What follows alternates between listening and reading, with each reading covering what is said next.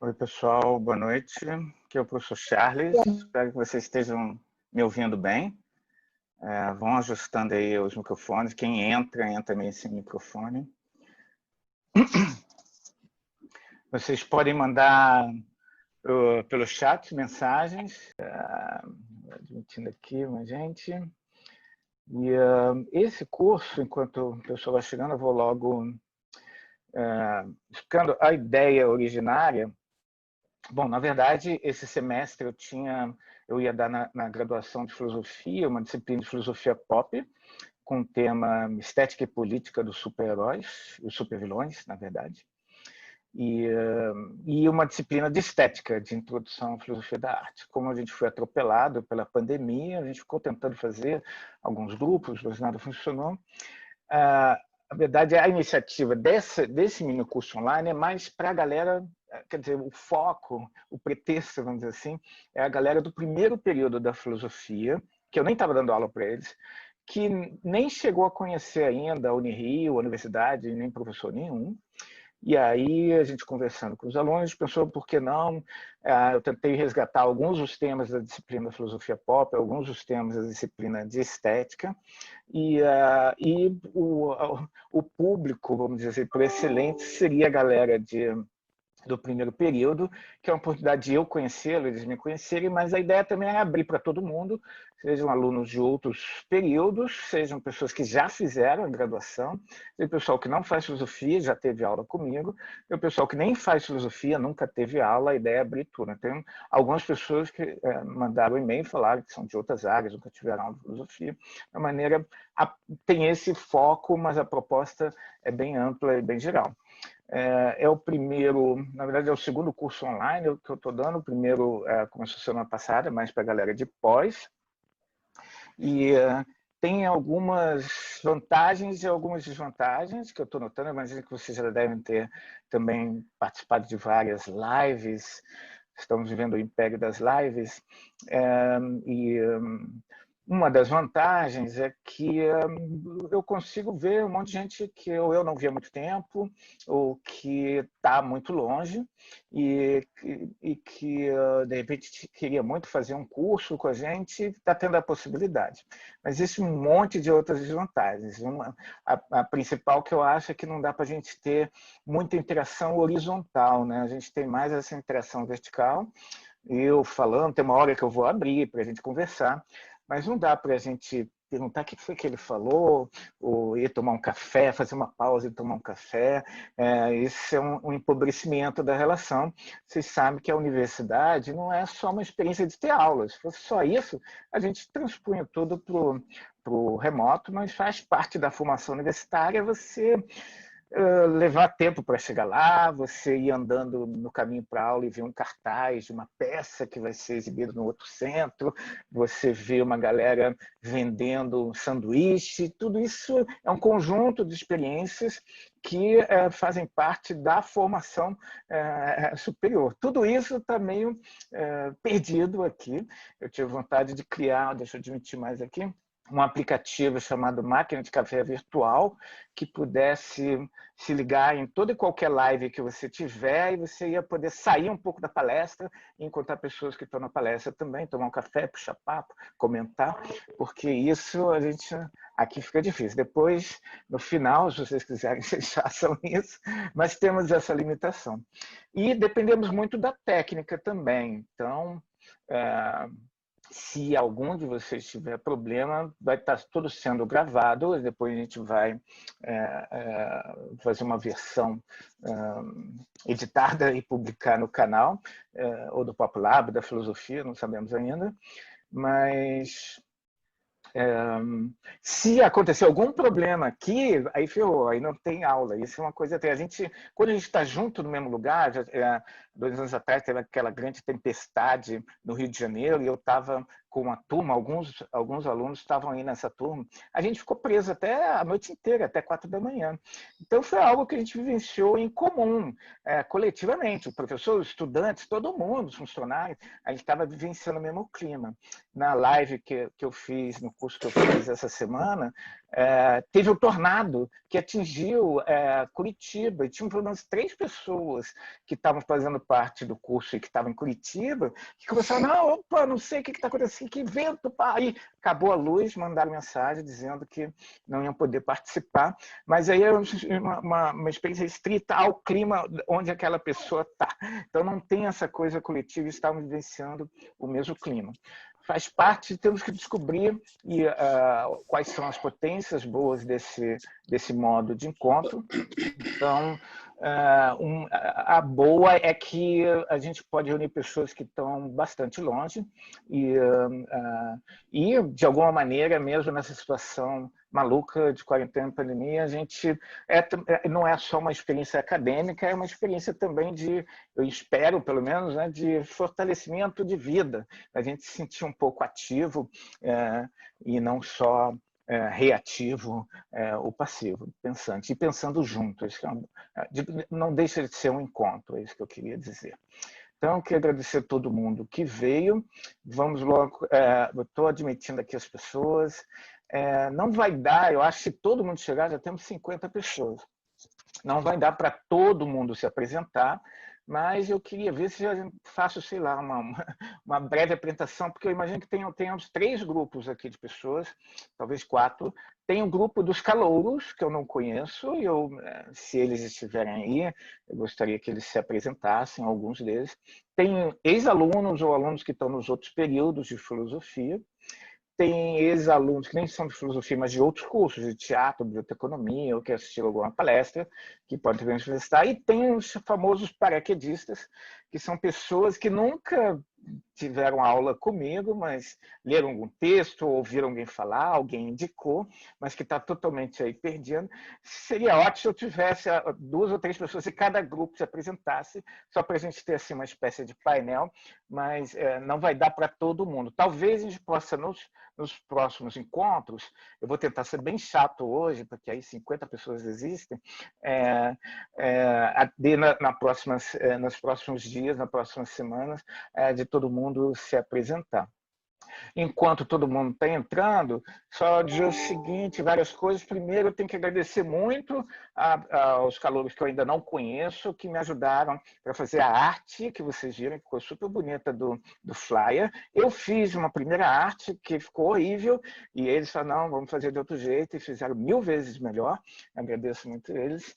E tenho que agradecer muito ao Moisés. Moisés, você tem que se apresentar, você é o primeiro aí, que está cedendo a conta dele de Zoom corporativa, que permite até 500 pessoas, porque eu fiz uma assinatura da conta achando, massa, 50 pessoas vão participar, e dava direito a 100, quando eu vim tinha quase 200, e ontem de noite eu estava desesperado, tentando ver como é que eu ia resolver isso, e já está pensando em fazer 2 turmas, e o Moisés ofereceu a conta dele, então estamos aqui graças ao suporte, ao apoio do Moisés.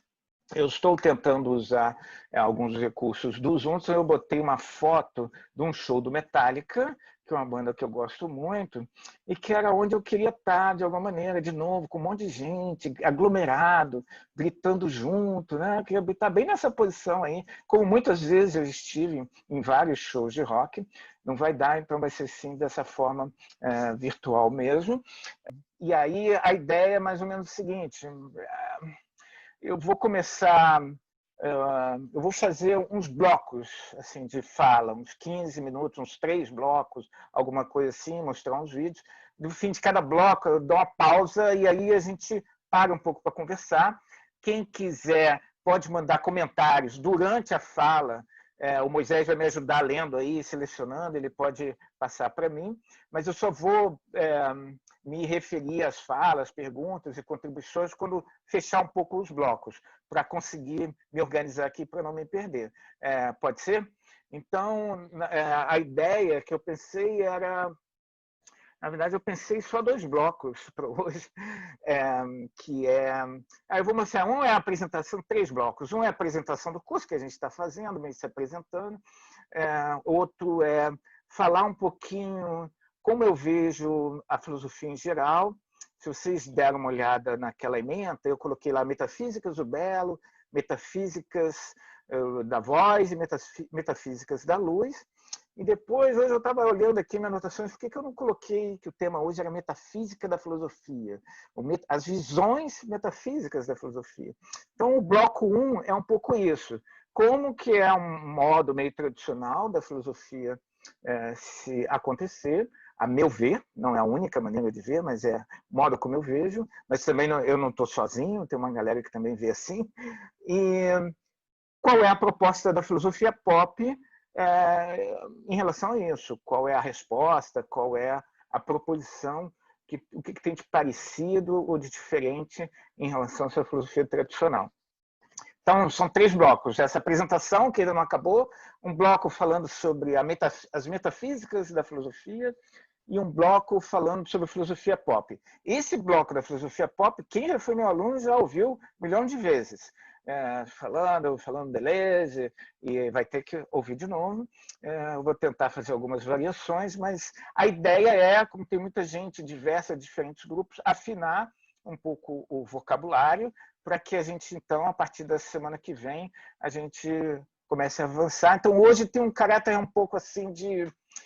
Imagina a gente está na beira da piscina e eu estou falando com vocês, olha, a água é molhada, a água é fria, quando vocês pularem, tentem se mexer para poder não se afogar e dando dicas do que fazer dentro da água. Corra para uma boia, quem não souber nadar.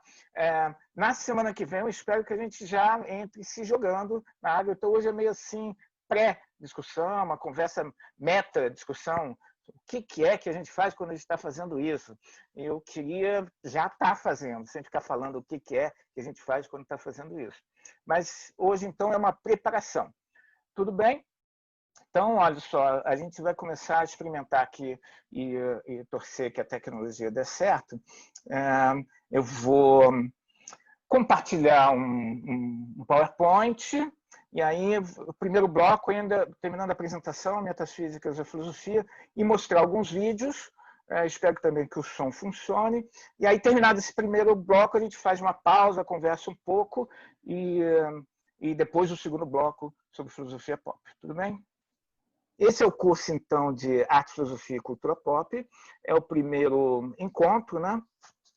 Vocês já mais ou menos sabem o meu perfil. Acho que é importante só saber que é importante mesmo saber isso, que eu tenho um percurso muito disciplinar. Eu fiz graduação de filosofia no IFIX, mestrado sobre Hegel, depois eu fui fazer doutorado em filosofia na Alemanha sobre Hegel e Heidegger, depois fiz mais 2 pós-doc em filosofia na Alemanha e na França. Eu fiz um percurso muito linear. Tem muita gente de filosofia que fez, até entre os professores da Unirio, fizeram primeiro comunicação e foram para filosofia, ou então história, ciências sociais, muita gente de direito, e eu tenho que ir admitindo aqui, galera, muita gente de artes, enfim, tem muita gente de outras áreas, teologia, e que acaba encontrando a filosofia. Eu não fiz um percurso desde o início, e embora eu tenha esse percurso bem tradicional, eu estou tentando fazer uma coisa não muito tradicional, algo meio interdisciplinar, que é esse projeto de filosofia pop. Então, eu tenho uma prática intertransdisciplinar, não só com o pessoal de arte, eu dou aula lá na pós-graduação em artes cênicas, então muita gente que aí ex-aluno é de artes cênicas, mas também já cooperei com a galera de medicina, com a galera de farmácia, de informática, onde o pessoal quiser conversar com filosofia, eu estou entre o logo do Pop Lab, esse é o livro que foi comentado, que muita gente conhece, que é uma espécie de introdução à filosofia no modo pop. Depois eu vou recorrer a algumas imagens dele.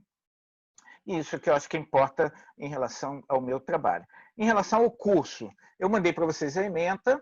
Então, para o módulo de hoje, eu estou pensando nesses 2 pontos, metafísicas da filosofia, ou seja, um pouco concepções meio tradicionais que estão envolvidas na filosofia. E quando eu digo tradicional, não é só ruim, são aspectos positivos e interessantes que a filosofia pop também sustenta, mas tem também os seus problemas que a filosofia pop quer se diferenciar. E aí, o segundo ponto, que é mais falar da filosofia pop mesmo, que eu chamei de estratégias da filosofia pop contra a arquitetura. Eu tinha uma aluna de arquitetura no mestrado em memória social, quando era professor lá, que sempre ficava irritada quando eu falava isso. Eu dizia que a arquitetura é a inimiga número 1 da filosofia. E ela achava que era uma implicância com ela, mas eu vou tentar um pouco mostrar por que esse jogo tem várias relações ao nome de um disco de uma banda de rock industrial alemão chamado Einstürzende Neubauten, que quer dizer em alemão os prédios novos estão caindo, estão desabando. E eles têm um disco chamado, uma compilação de músicas chamada Estratégias contra a Arquitetura, que eu acho um nome perfeito para a filosofia, porque eu vou tentar mostrar que tanto a filosofia tradicional como a filosofia pop é uma maneira de desmontar as construções, é um gesto de desmontagem. E a arquitetura é um gesto de montagem, de construção. Então, a gente está em posições opostas. Obviamente, esse gesto de desmontar não é um gesto de destruir, a gente tem que fazer essas nuances, mas isso eu acho que é uma das características fundamentais da filosofia em geral, e a filosofia pop também assume isso. Então, no módulo 2, a semana que vem, o tema vai ser o belo. Vamos falar um pouco sobre aspectos fundamentais da estética do Platão, como Platão via arte, Aristóteles, Kant, Hegel, Nietzsche, Heidegger, um passeio meio geral. E vou trazer um pouco da minha pesquisa, de que eu já faço há mais de 20 anos, e nunca vou terminar, sobre a questão da feiura. E eu sou o maior especialista do mundo em feiura, talvez o único. Eu era o segundo maior, é a piada que eu sempre faço. Tinha Humberto Eco morreu, agora só tem eu. E a gente vai falar um pouco sobre esse tema. Tem algumas coisas interessantes sobre isso. No terceiro encontro, o tema vai ser Metafísicas da Voz. Eu vou pegar um pouco, pessoal, do outro curso que eu estou dando agora, que é para pós-graduação em Artes Cênicas, que é só sobre a voz e tecnologia. Então, eu vou falar um pouco sobre como é a visão tradicional da filosofia em relação à voz, como que a voz é vista na arte, na cultura, e vou entrar no tema que tem muita gente curiosa sobre por que se grita tanto no heavy metal, porque eu escrevi, dei aula sobre isso, porque o grito, eu comecei a pensar, seria talvez o feio da voz, né, na música. Tem a voz que canta, a voz que fala. O que seria a voz que grita? Estaria assim, quebrando com o que faz sentido, o que tem forma, e seria uma quebra com isso tudo. E como no heavy metal, que eu gosto muito, se grita muito, a gente coloca essa pergunta. Vamos falar um pouco sobre as funções estéticas do grito. Já tem um texto sobre isso, mas acho que vocês vão se decepcionar, porque eu também não sei. Essa pergunta é só um teaser para chamar atenção. Eu não tenho a menor ideia porque se grita tanto no rock. A gente vai falar qual o sentido que o grito tem na cultura, na história. Vocês podem me ajudar a achar uma resposta para isso. Isso é só para provocar. E, finalmente, o último módulo é Metafísicas da Luz. Então, a ideia é pensar esse jogo que a gente tem na nossa cultura ocidental, assim como do belo e feio, mas tem também do dia e da noite, e do esclarecer, de tornar claro, e dizer que a gente está vivendo uma era de trevas, e esse jogo aí, a associação entre luz e escuridão, a luz como uma coisa boa e a escuridão sempre como uma coisa ruim. Vamos falar como isso está, desde Platão, vigorando, mesmo que a pessoa não diga isso, mas está lá em todas as imagens, em todas as metáforas, esse jogo entre luz e escuridão. E esse é um modo metafísico de trabalhar isso. E, obviamente, a filosofia pop quer fazer de um outro jeito. E como uma proposta de pensar um outro jeito, queria mostrar que tem outras pessoas que fazem isso de outro jeito também, a partir do Nietzsche, mas como uma proposta de pensar fora da metafísica da luz, eu proponho a gente meditar um pouco sobre a noite. Eu sou um cara da noite. Vocês sabem que existe o que eles chamam de sociedade B. Sociedade A é aquela que acorda cedo e fica super bem de manhã, lúcido, e 8 da noite está cansada. E tem aquela galera que está sempre sonolento de manhã, e quando vai chegando 7 da noite começa a ficar lúcido, 2 da manhã está super produtivo. E eu faço parte dessa sociedade, que eles chamam de sociedade B. Infelizmente, o mundo é dominado pela sociedade A. E eu queria ver qual o simbolismo, qual as representações que é feita da noite dentro da metafísica da luz, e se a gente pode pensar a noite de outro modo. Teve um monte de gente que fez poemas sobre a noite, elogio da noite, um monte de gente que escreveu a noite. Então, a pergunta aí eu acho que eu tenho uma possibilidade de resposta. Como pensar a noite e enquanto noite, não enquanto dia, porque você ficar de noite com um monte de luz em cima não é pensar a noite enquanto noite. É isso que está em jogo. É vivenciar a atmosfera da noite, a falta de luz da noite, e não botar um monte de holofote, fazer da noite virar dia. Então, esse é um pouco a proposta, por enquanto. Espero que a gente consiga chegar até lá. E esse é o fim da apresentação. E agora a gente pode começar a falar um pouco sobre esse primeiro momento de metafísicas da filosofia. Vocês vão perceber que, para quem estiver lá, que praticamente cada filósofo tem uma definição própria do que é filosofia. Isso é impressionante. Tem uns 50 grandes filósofos no cânone, cada um definiu a seu próprio modo, e todos eles são filósofos. A filosofia comporta isso, de alguma maneira. Cada professor também tem lá os seus autores prediletos e vai definir também a sua própria maneira.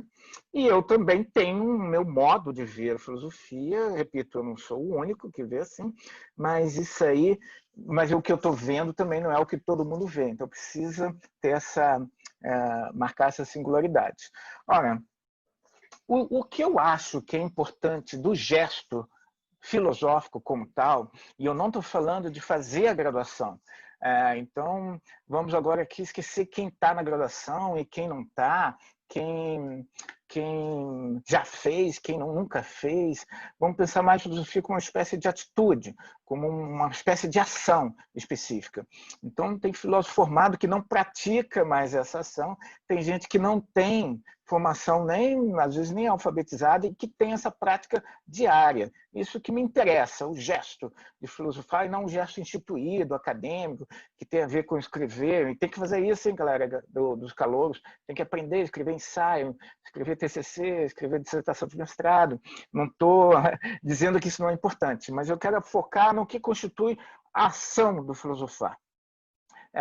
E, a meu ver, tem muitas características esse gesto, mas eu acho que tem 3 especiais que elas são de muita importância para o modo como eu vejo a filosofia.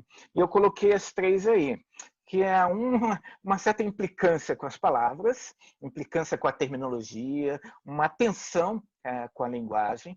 Então, sempre assim, muito comum em aula de filosofia, vamos falar sobre utopia, e aí o filósofo já começa, o termo, o que significa o termo hoje, o que significava originariamente, e aí a gente faz um contraste entre o sentido original, quando a palavra foi cunhada, e o sentido que foi ganhando com o tempo. Isso já faz parte um pouco do modo como a filosofia vê o mundo e pensa o mundo. A filosofia não é a única maneira de pensar o mundo, a história pensa o mundo, a sociologia pensa o mundo, a ciência eu não sei, aí a gente tem que pensar, mas a filosofia não é o único modo, ela tem um jeito próprio, e é disso que a gente precisa falar. Ora, um aspecto é essa implicância com as palavras, que eu vou falar mais um pouco. Um outro aspecto que eu acho bem importante, que é a busca do que há de mais universal, sempre. Isso faz parte da característica do gesto filosófico, a meu ver.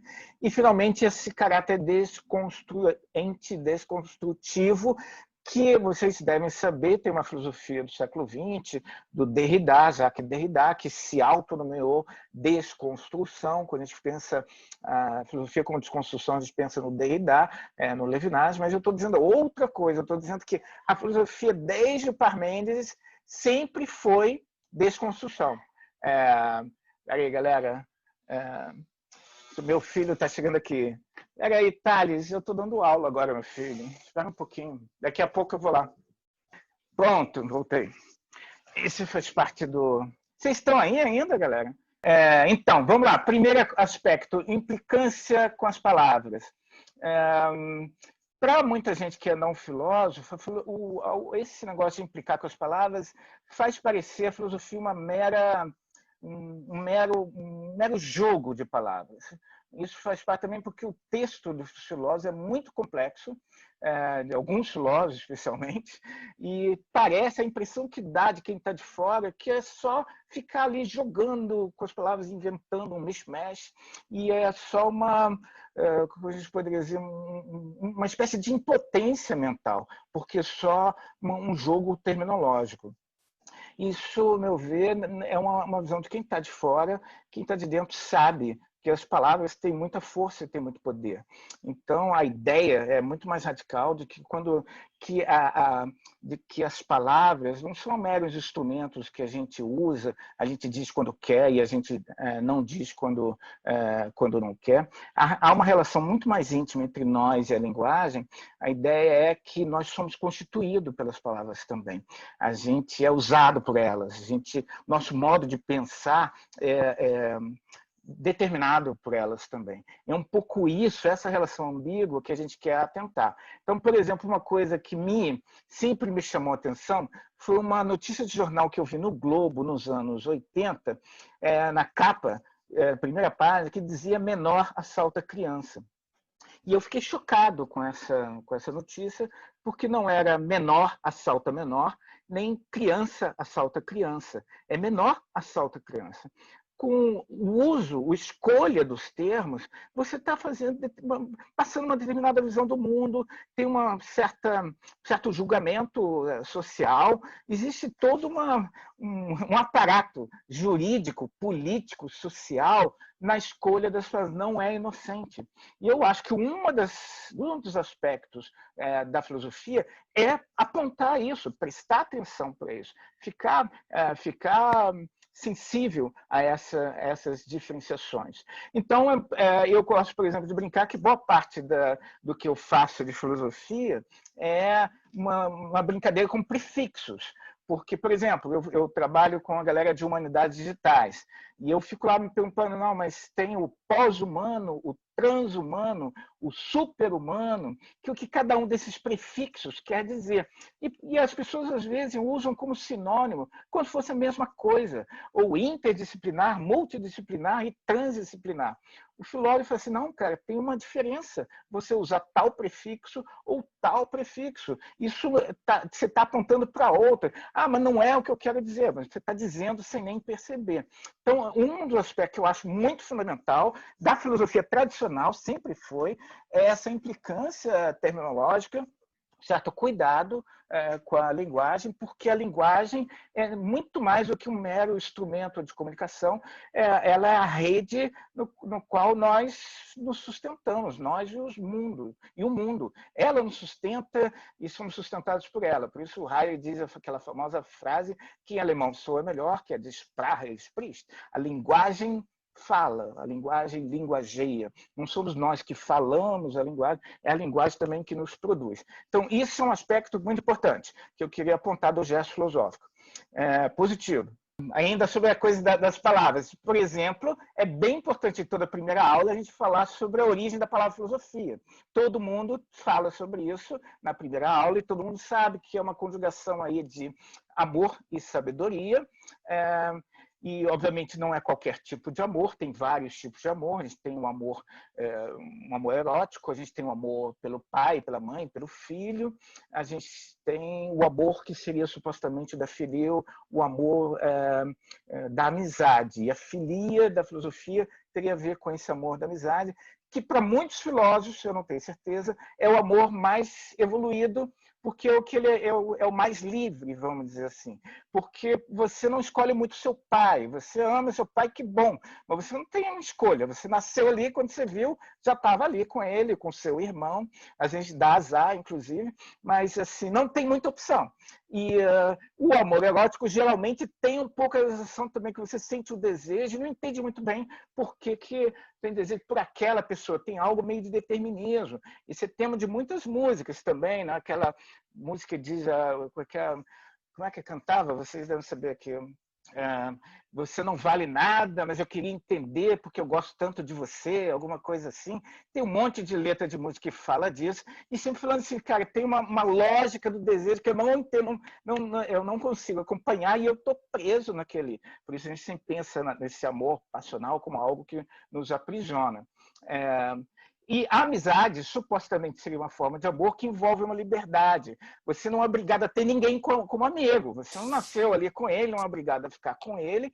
Você também, geralmente, até tem ciúme de amigo, mas normalmente você não é tão controlador e tão possessivo como nas relações amorosas. Então é um amor que deixa um espaço de liberdade. Muitos filósofos fizeram um elogio da amizade como o amor superior. E na palavra filosofia tem esse tipo de amor. E tem essa palavra Sofia, que ficou célebre no mundo de Sofia, que quer dizer sabedoria, mas é importante também ressaltar que não é qualquer sabedoria.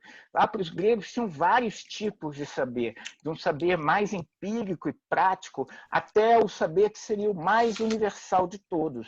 E a Sofia é um tipo de saber universal. Tem a tecne, tem a empiria, tem a fronesis, que seria uma espécie de saber prático, como lidar. Eu não tenho muito isso, como lidar com as pessoas estão brigando, e eu tentar ali ajudar para não brigar também, eu acabo me metendo na briga, mas tem pessoas que têm muita fronesis, tem pessoas que têm muita tecne, tem pessoas que têm muita empiria. A filosofia é o amor da filia ao tipo de sabedoria que é o mais universal. É disso que a gente está falando como segundo gesto. O que é esse o mais universal? Essa busca de saber universal está fica muito evidente nos diálogos do Platão.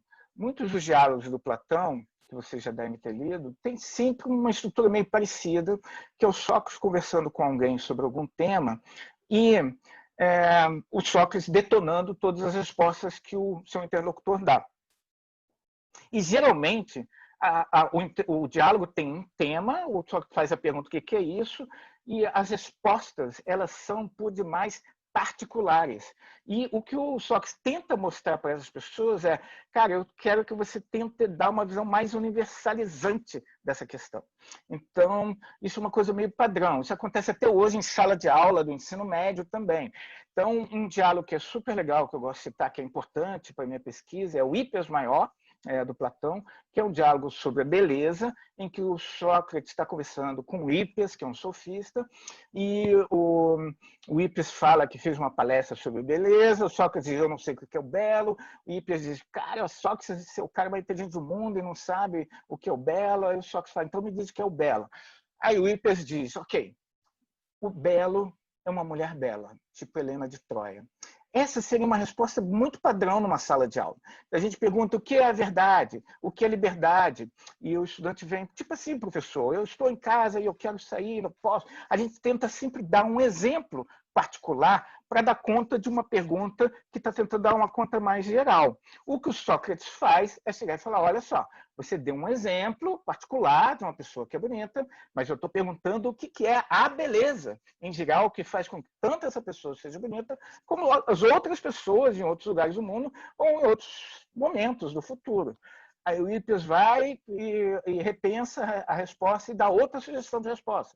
Ele diz assim, belo é quando eu respeito meus pais, respeito as leis da cidade e respeito os deuses. Aí o Sócrates fala, puxa vida, olha aí, você agora fez uma outra coisa. Você deu de novo um exemplo particular, só que agora você mudou de campo de trabalho, a gente estava falando de beleza de aparência, e agora está falando de beleza moral. Porque a gente diz isso, que tem belas ações, a gente usa o termo belo de uma maneira meio indistinta para coisas que são da aparência e coisas que são da ação. Ponto que a gente diz para uma criança não faz isso porque isso é feio. Existe aí uma correlação entre belo e feio e bom e mal.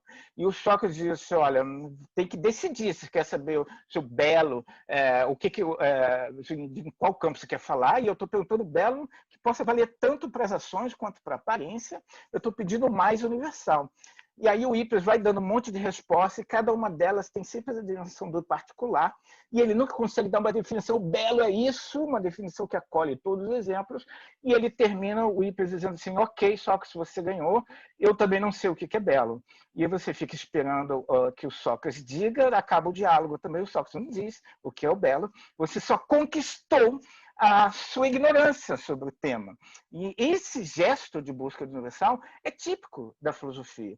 Então, em toda e qualquer discussão, como que a gente se joga para o campo da filosofia? Então, a gente está discutindo uma coisa boba, sei lá, você conta uma história de um amigo que teve um problema com o computador e não sei o quê, e alguém fala assim, a gente vive numa época em que a tecnologia... Quando você faz esse movimento daquela história singular para algo mais geral, você já está caminhando para a coisa filosófica. Quando você diz assim, eu tenho medo de morrer, eu estou na pandemia, tenho medo de morrer, isso é horrível, todo mundo está um pouco de pânico. Aí você começa assim, mas todos nós vamos ter que morrer. A questão da morte é algo que o ser humano tem que enfrentar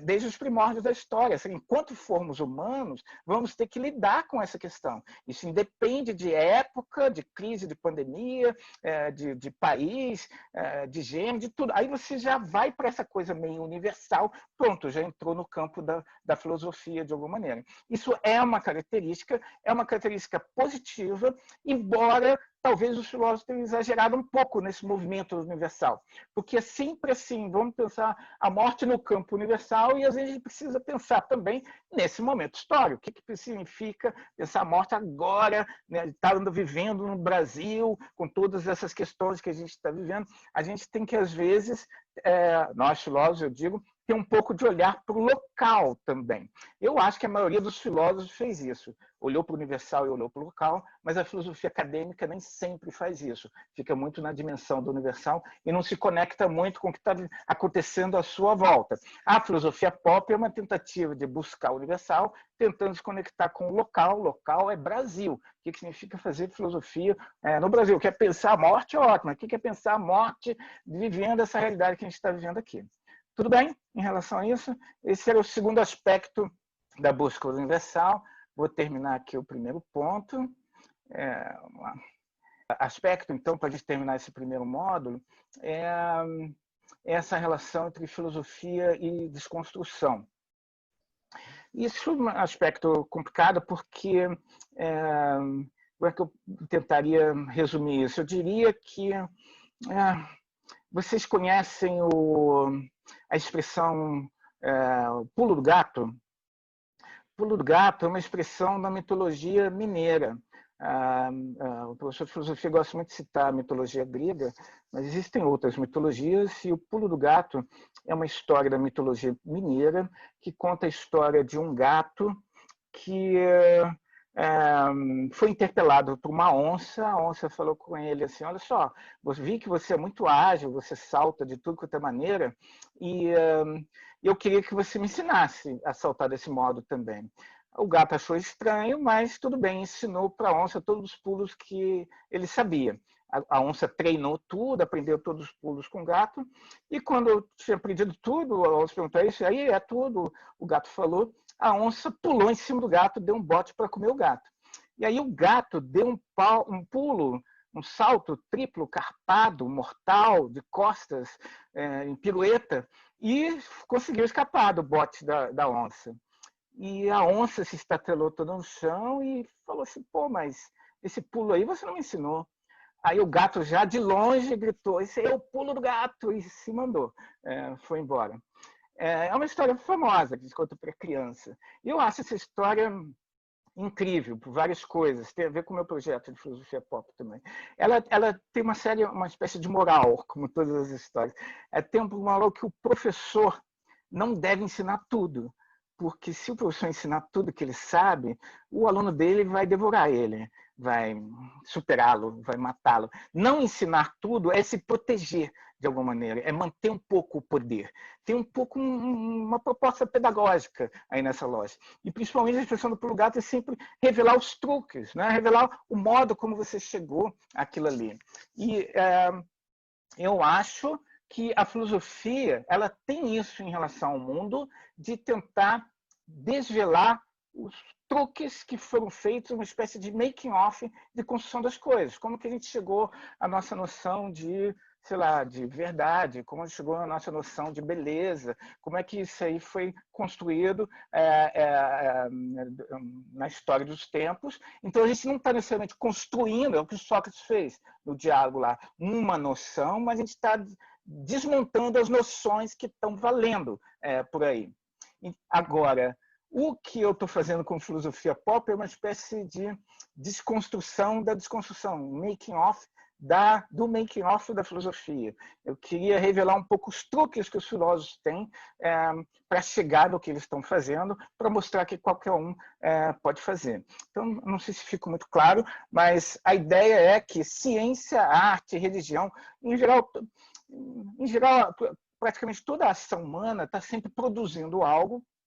Nós, filósofos, estamos tentando desvendar como as coisas são instituídas. O Derrida tem um ótimo exemplo também, que eu acho bem legal. Ele está numa entrevista, ele fala, mas o que é?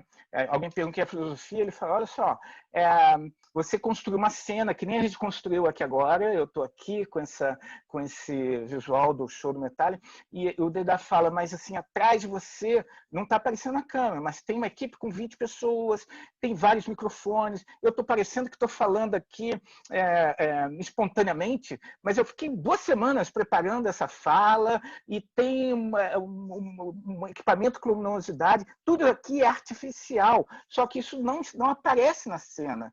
O que a gente está vendo é uma cena construída que parece ser perfeita. O que o filósofo faz é expor esse bastidor, o modo como está sendo construído. Um pouco para você desmistificar o poder daquela cena e um pouco para você ver se não tem um jeito de fazer melhor. É isso que me parece ser uma das características do gesto da filosofia. Obviamente, tem um risco, quando você desmonta algo, você corre o risco de destruir. Eu sempre brinco com os alunos, se você não sabe a diferença entre desmontar e destruir, eu peço, agora não vai dar, mas eu peço que vocês me passem o celular de vocês e eu vou destruir um e desmontar outro.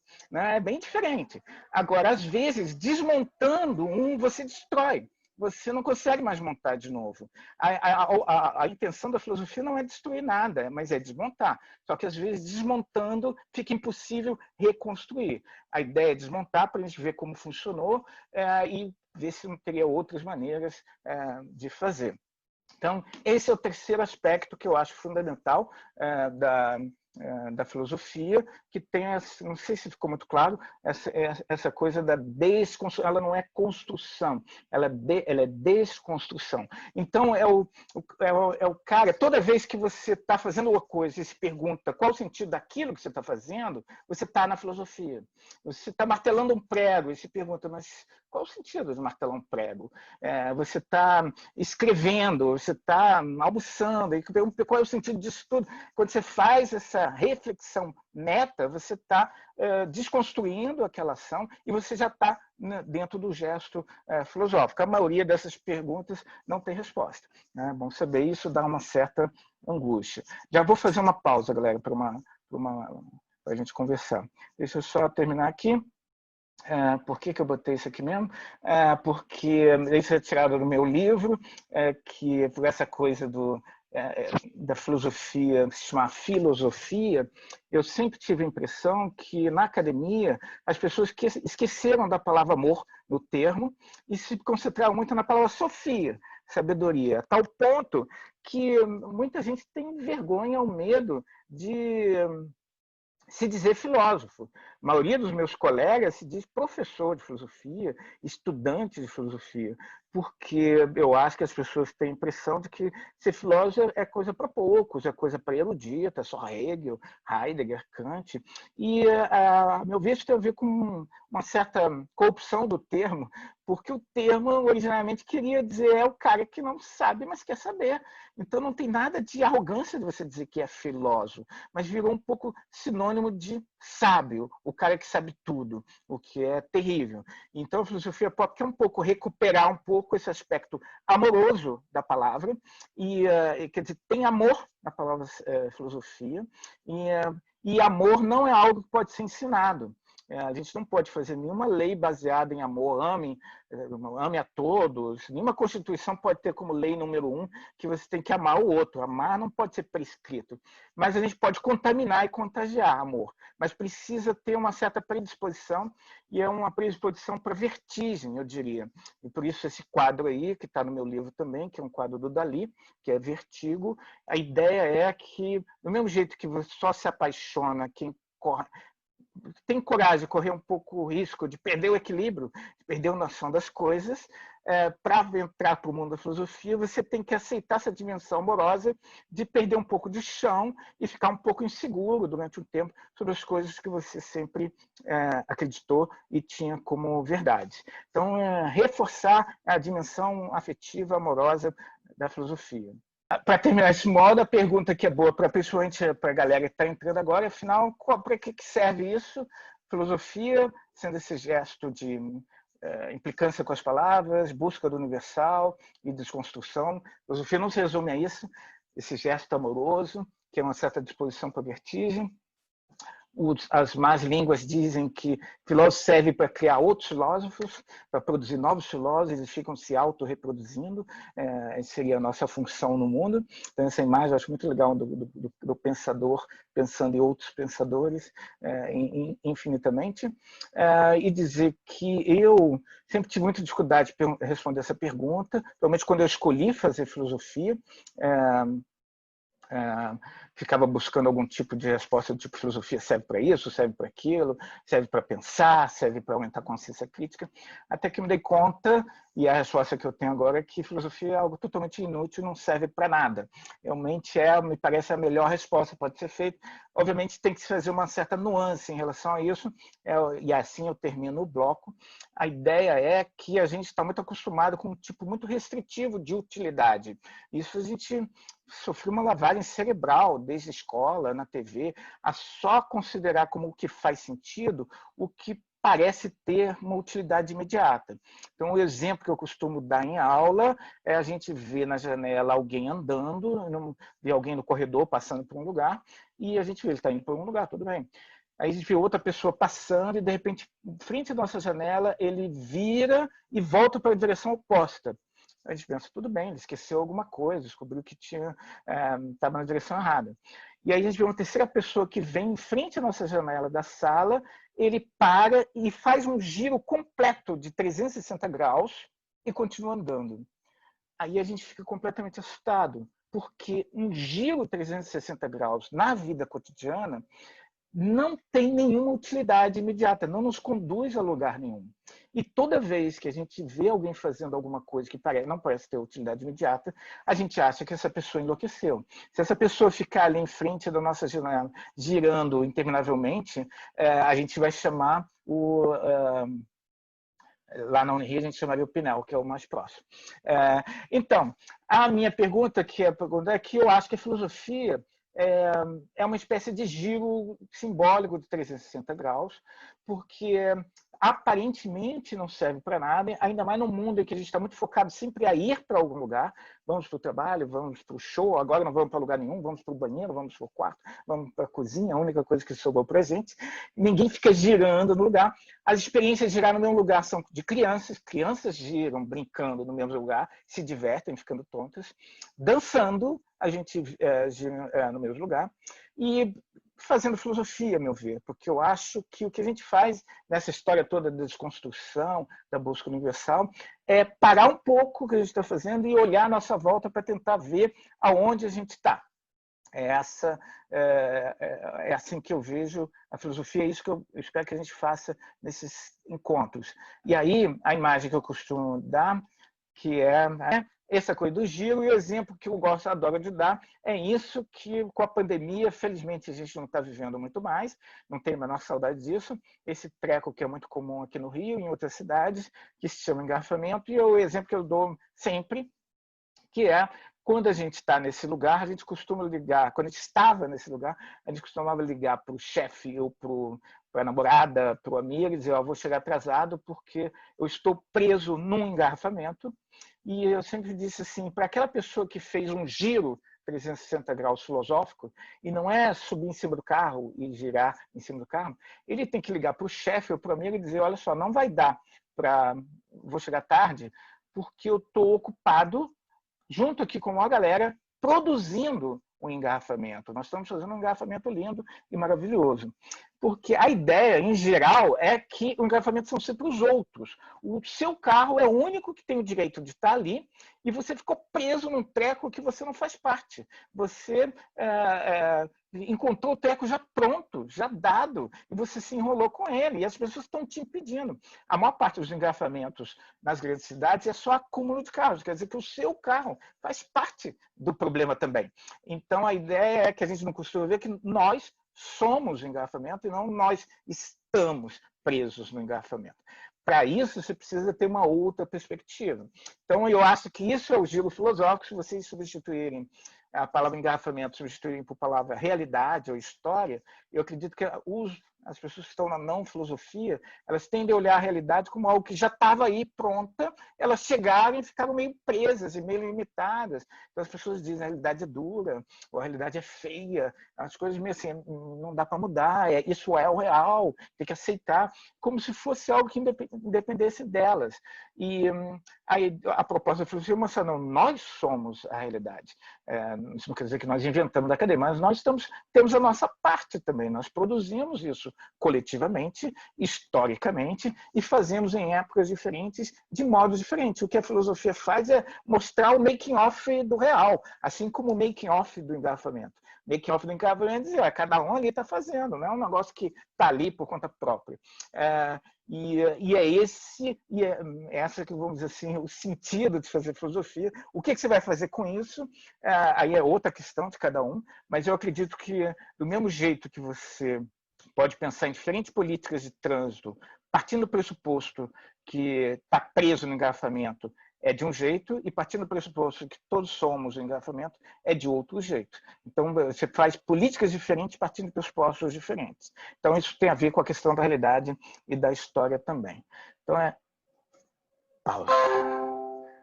Pronto, pessoal. Foi o primeiro módulo. Como é que está dando aí? Voltando aqui, então, esse é o laboratório, é o segundo momento. Então, o que eu costumo dizer, eu gosto muito de explicar a filosofia pop. Tem várias coisas para dizer sobre isso, mas primeiro é que talvez ela pareça um negócio bem bizarro, totalmente contemporâneo, mas do jeito que eu entendo, eu estou fazendo filosofia de um jeito tradicional. É que a filosofia tradicional esqueceu o que é tradicional, aí eu estou tentando fazer um negócio que eu acho que é o tradicional, mas que para as pessoas parece um negócio experimental, de vanguarda, totalmente enlouquecido, mas eu acho que o que eu estou fazendo é o que os caras faziam na antiguidade, de alguma maneira. Mas vamos lá, essa nota prévia. Eu me inspiro muito nesse grafite que tem aqui, eu moro em Vila Isabel, perto do Maracanã, isso também perto do Maracanã, e se diz futebol não se aprende na escola, por isso o Brasil é bom de bola. Esse grafite provavelmente foi feito antes do 7-1 da Alemanha contra o Brasil, porque agora a gente nem bom de bola isso já está totalmente defasado. Já me disseram que isso é a letra de música do Gabriel Pensador, eu ainda tenho que dar uma procurada, é um verso, uma música dele, eu não sei. Mas eu acho incrível esse grafite, porque para mim tem uma crítica aos estabelecimentos de ensino. Ele está dizendo assim, a gente é bom em futebol, e não é mais, mas a gente é bom em futebol porque a gente não aprende na escola. Porque se a gente aprendesse na escola de futebol, a gente não seria bom em futebol. De repente, agora a gente aprende. Porque é como se a escola, os estabelecimentos de ensino tivessem a capacidade de transformar as coisas incríveis, interessantíssimas, em coisas chatas, maçantes e meio autoritárias e desconectadas da existência. O futebol a gente aprende na rua. Eu aprendi a jogar futebol na rua, a maioria das pessoas aprendeu a jogar futebol na rua, e por isso, com essa conexão com a vida, é que a gente é bom nesse treco aí. Há uma certa questão sobre pedagogia, de alguma maneira. A filosofia pop, do jeito que eu entendo, é também uma espécie de pedagogia pop, porque eu estou defendendo um modo de ensinar filosofia que saia dessa coisa da erudição, do filósofo apartado do não filósofo, mas eu acho que é algo que você pode fazer em qualquer área. Uma pedagogia pode fazer em museologia, pode fazer em física, pode fazer em matemática, ou seja, compartilhar o seu conhecimento, conectando com a vida cotidiana, levando a sério o cara que não é da área, fazendo parceria com outras áreas, enfim, usando um pouco de leveza, de humor, entendeu? E não aquela coisa sempre séria. É um modo de fazer que eu acho que pode ser replicado para qualquer área. E aí, uma coisa que eu gosto de apontar é que eu vi um livro, dentro da minha pesquisa sobre feiura, passei pelo grotesco, pelo kitsch, mas também pelo horror, e descobri uma tese de doutorado americana, a preparação vocal aí, que se chamava assim, A Escola como Lugar de Trauma. Esse era o título. E o subtítulo Os Filmes de Terror da década de 80 e 90. O cara fez uma tese de doutorado em pedagogia mostrando que 90% dos filmes de terror da década de 80 e 90 se passavam em estabelecimentos de ensino. Seja escola fundamental, escola média ou escola de ensino superior. Os outros 10% eram em parque de diversão. Alguns em lagos, sei lá. Mas em 90% em escola, isso é impressionante. E o cara diz, cara, tem algo aí. A escola não é esse lugar maravilhoso, que é o lugar que você encontra com o diferente, que você desenvolve a cidadania e que você se torna... Não, a maior parte das vezes a escola é um lugar de opressão, é um lugar de competição, é um lugar de instauração de poder. E isso se revela nos filmes de terror que se passam nas escolas, porque a gente associa como lugar de passagem, lugar de sofrimento. E lá, continuar, isso é só o primeiro slide, a famosa imagem do Rodin, que vocês conhecem, que já é um cara jovem e bonito, mas que está numa posição de bastante mobilidade. E essa postura aí, muita gente já especulou sobre o que ele está pensando, mas tem claramente uma relação entre pensar e pesar.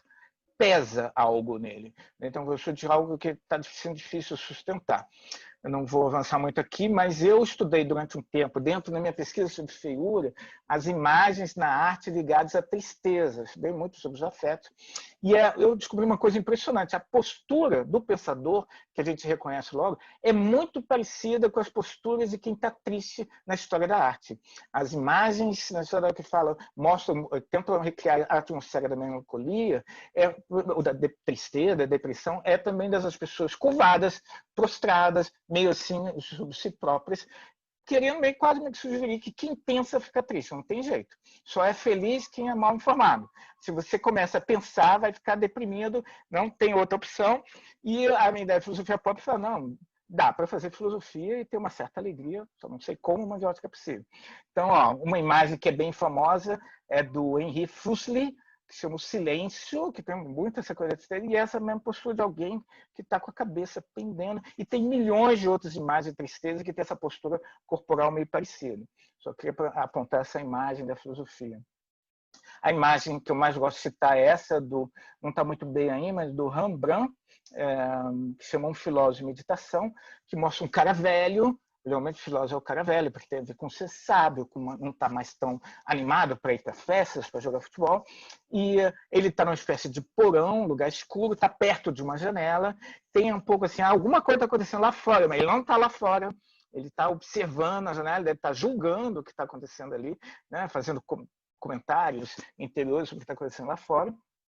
E tem uma escada em caracol, que é muito interessante, porque não é uma escada assim linear.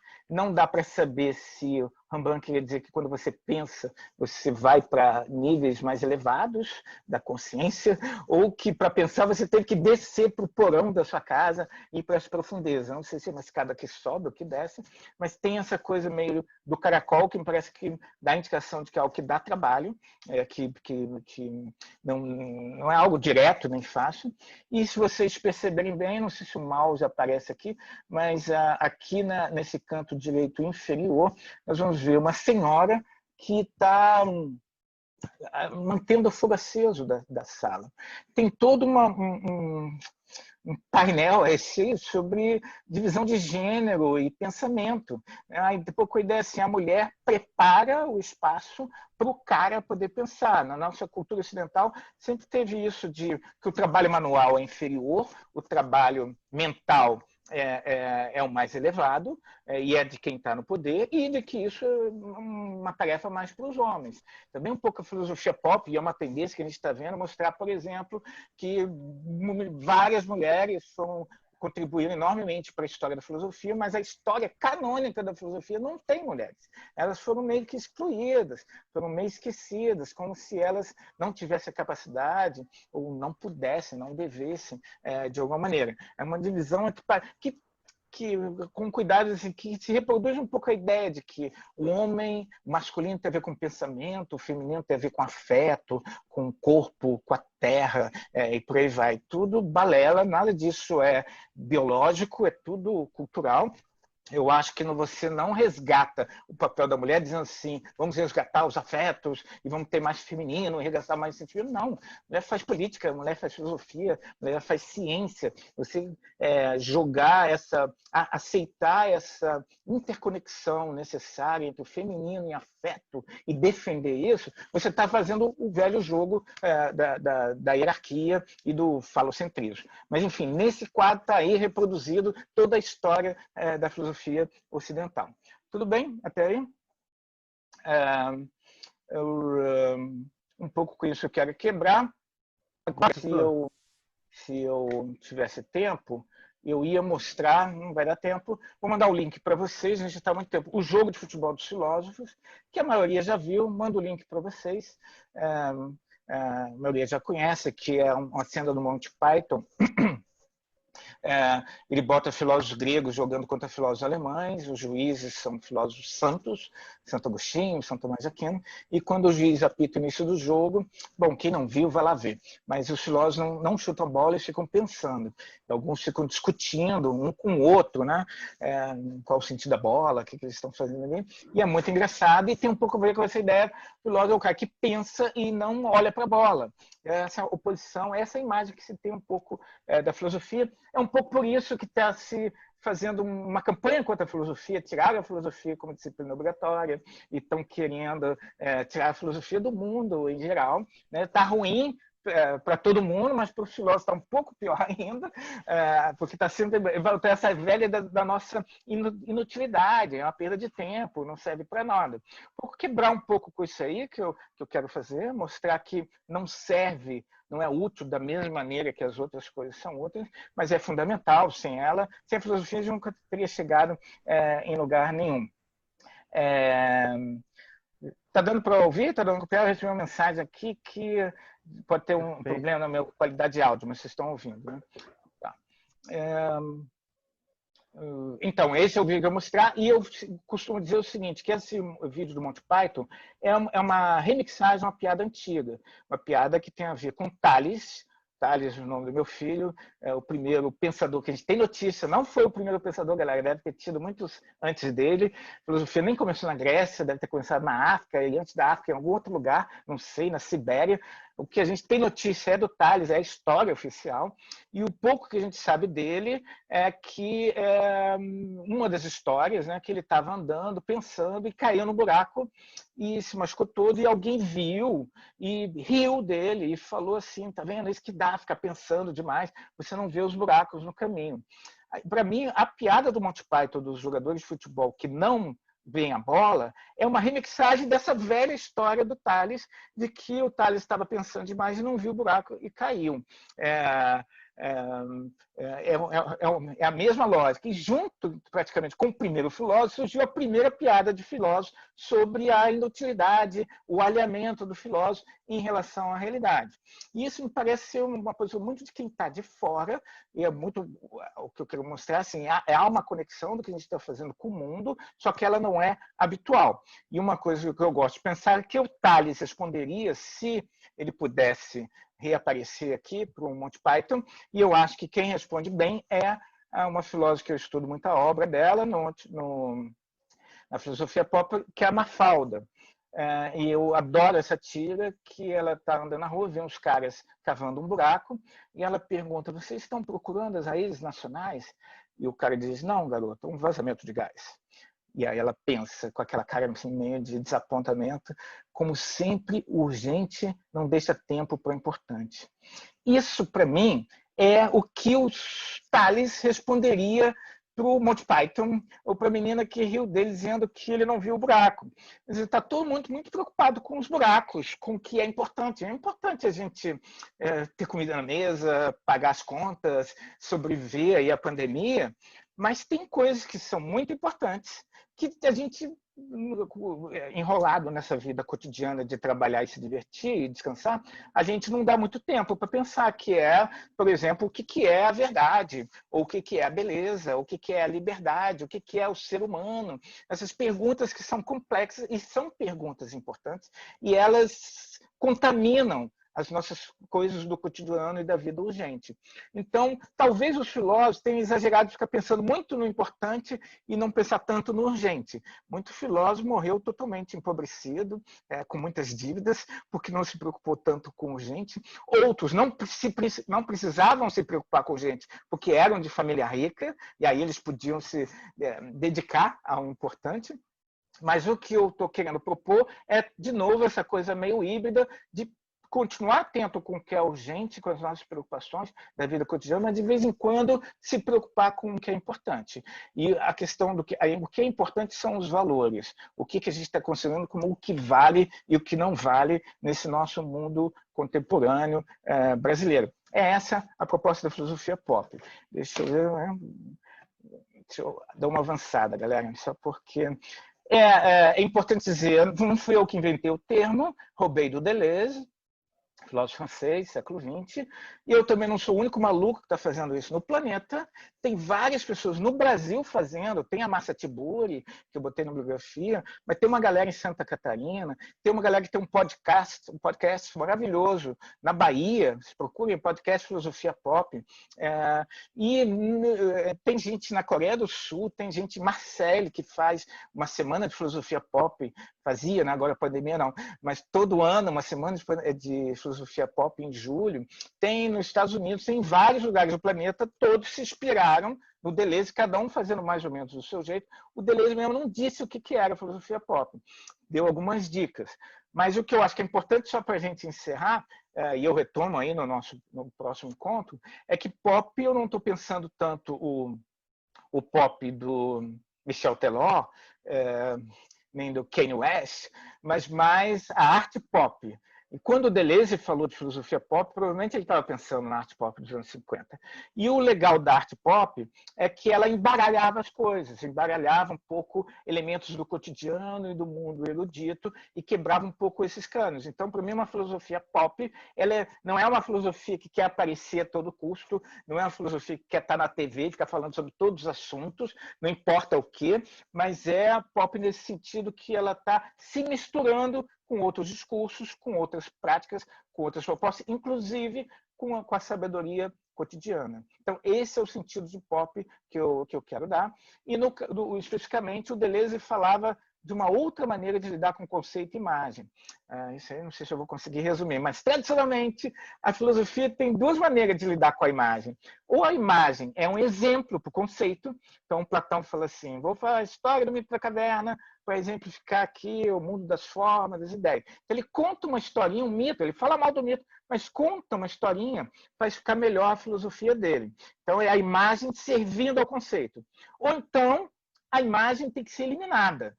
É tipo Hegel. O Hegel é o filósofo mais difícil da história, porque ele achava, como bom protestante, que imagem atrapalha, que as pessoas se ligam muito na imagem, mas a imagem sempre empobrece o conceito. Você entender a imagem não quer dizer que você entendeu o conceito. Todo mundo que é professor sabe disso. De vez em quando você está dando aula e você usa uma imagem para tentar explicar uma coisa, as pessoas 10 anos depois ainda se lembram da imagem, mas não se lembram nem qual é o assunto da aula. Tamanha a força que a imagem tem. E aí o Hegel assume uma postura extrema oposta e dizer filosofia tem que ser só conceito, sem nada de imagem. Por isso que ele é tão difícil, porque ele acha que a imagem vai sempre empobrecer, vai sempre atrapalhar, você entende ela, mas você não pega o pensamento. Então ele tenta ficar só no pensamento sem imagem. As duas posturas, a meu ver, são problemáticas, tanto usar a imagem como mero instrumento, ilustração, quanto a exclusão da imagem. O que a gente está tentando fazer é uma parceria, ou seja, que a gente possa seguir a imagem, aprender com a imagem, e não apenas fazer com que a imagem cumpra o destino do conceito. O conceito precisa se rever a partir do contato com a imagem. Essa é a proposta. Obviamente, nem sempre a gente consegue, mas essa atenção é a relação entre filosofia e arte. Muitas das coisas que eu trabalho, depois na minha pesquisa sobre grito e feiura, vocês vão ver, a sacação que eu tive foi a partir do cinema, foi a partir de um quadro, foi a partir de um poema, e não a partir do canto temporal. E o que as pessoas geralmente fazem, tem professor que só dá aula de Kant, tem professor que é maneiro, que mostra cenas de filme, mas às vezes mostra o filme só para confirmar, ó, vou mostrar um filme aqui que explica, exemplifica direitinho como Kant vê a natureza. Aí mostra um filme de Souza lá, do Kurosawa. Pô, o filme de Souza lá é muito mais do que o Kant, é um treco muito mais complexo, é diferente. Obviamente você pode fazer uma relação com o Kant, mas o filme ele aponta para outras coisas que o Kant não viu. Então a ideia é você não usar o filme como mera ilustração. Ele é um parceiro, ele ensina, aponta caminhos. É isso que a gente quer fazer. Então, eu estou chamando de pop 1 a arte pop, e pop 2 esse sentido de pop de comercial simplificado, que não é o que eu quero fazer, de receita de bolo, embora possa acabar acontecendo isso. E isso implica que a gente continua trabalhando Kant, Hegel e Descartes, o cânone, mas aumenta os parceiros, a gente conversa também com Calvin, Mafalda, Homer Simpson, sem dizer que eles são filósofos, mas a gente está entendendo que eles são parceiros também, eles podem fazer parte do cânone. Isso entra literatura, um cineasta, quadrinista e por aí vai.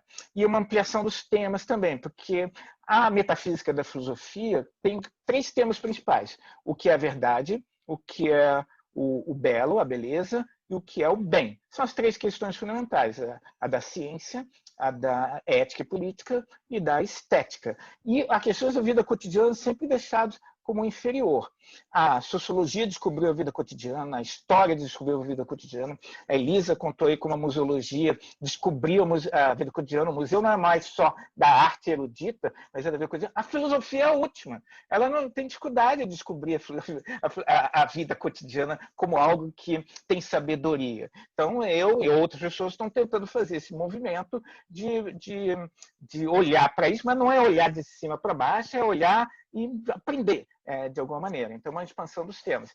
E aí, as 2 últimas coisas que eu vou falar, terminar esse módulo, já chegando no final, galera, é que isso envolve uma ampliação de parceiros e de temas, mas isso só funciona se você mudar o jeito de fazer.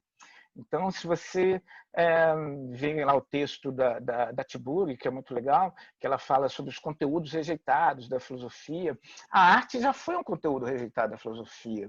A estética nem era tida como disciplina. Até 5 anos atrás, estética nem constava como sub-área de conhecimento da filosofia no Lattes, do CNPq. Se você faz filosofia e vai fazer um TCC em estética, não tinha onde botar, tinha só história, filosofia, lógica, porque é sempre considerado inferior. A gente fez um movimento e conseguiu colocar.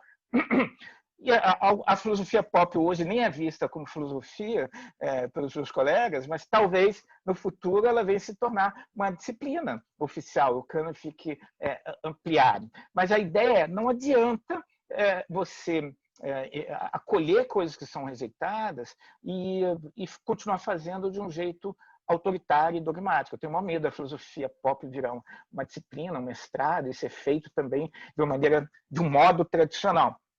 Como que isso acontece? Tem várias maneiras.